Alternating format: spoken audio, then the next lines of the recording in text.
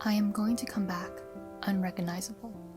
Those were the last words that I told my friends before I boarded a plane to Seoul by myself. I was finally financially, emotionally, and mentally ready for the rhinoplasty I've always wanted. My initial consultations with Dr. Chad went as expected. The day of my operation was a whirlwind of emotions.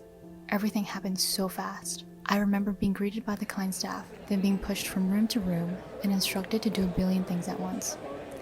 With the amount of pills I ingested and everyone yelling in a foreign language around me, I was on the verge of having a panic attack. As I got wheeled into the operating room, disturbing thoughts invaded my head, and I froze.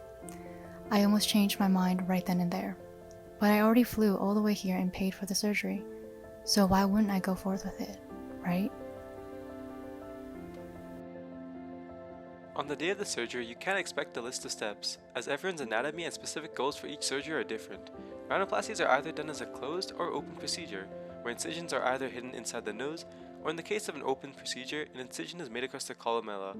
Our doctor chose an open surgery as it allows for more complex changes. Usually the surgeon will remove parts of your nasal bone and cartilage to get the shape that you want. In our patient's case, we need cartilage grafts added on to build up our nasal bridge. This cartilage is usually taken from inside, deeper in the nose. But our doctor is going to take some from our left ear as he'll need more than what he can get from her nose.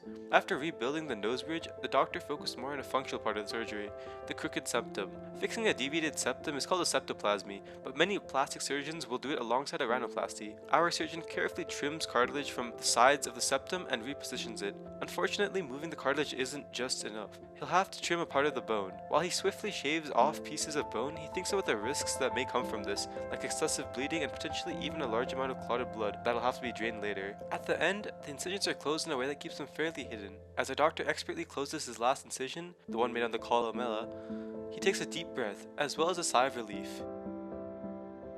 I woke up to my hands shaking, my body warm, my head spinning, and my left ear on fire. I remember ushering the staff for a mirror, and when I saw my reflection, I didn't recognize myself. I tried to remain calm, but inside, I was seriously contemplating if I had made the right choice or not. The year following my procedure was a blur. After Dr. Chad gave me the green light, I went home with a new nose and strict aftercare instructions. After flying home, life was just a whirlwind of never-ending virtual checkups with Dr. Chad. I also suffered a pretty serious infection and needed many blood clots drained.